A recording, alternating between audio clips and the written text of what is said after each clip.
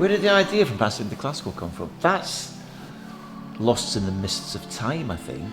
It probably involved conversations and alcohol and late nights. Fletch, who manages Hacienda, spoke to me about it. I was working at Sankey's at the time. They got a phone call from an orchestra and they're like, we want to come down and, work out how we could do something within a dance environment and in the club. Then next thing I know, was sat in a Costa in Wilmslow with a guy called Tim Crooks, our conductor, to see if it could work. I got a call one day from a guy that I knew saying that they were putting something together. Was I interested? And so I kind of went along.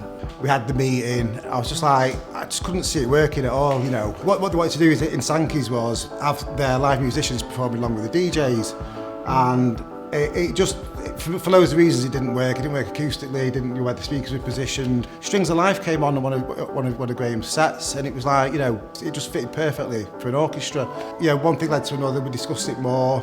We took the idea to Hooky, Hooky thought we were bonkers at first. I was struggling with the concept, mating a live orchestra to dance tracks. And then once we mocked up the idea and put it together, my God, it made them bigger. Until I got a DJ mix from Graeme and Mike the very first time, I think then I sort of started to understand what I got myself into. The next minute, Fletcher's emailing us a couple of weeks later going, I've booked the Bridgewater Hall in February. It ended up being 2 shows. Next thing we know, it's festivals, and it ended up being 14 shows. And then every year, shows got bigger and better and more fantastic.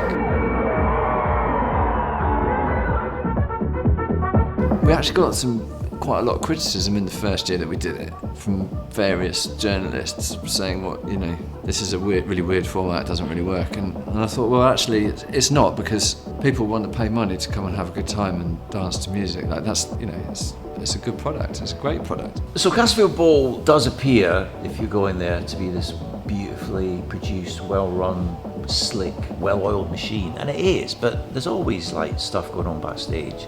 I mean, one year at Castlefield, it was we had thunderstorms, which were the rain was just insane. But I actually thought that brought the whole crowd together and made it a really special event. But it was quite close. We nearly had to call it off because the thunderstorm was, I think it was 3 miles away. If it got within 2 or something like that, we'd have to cut it off. Luckily, it didn't happen. Yeah, that was a memorable one. That a load of people dancing off the tits in the rain. It was brilliant. Playing Castlefield is like coming home.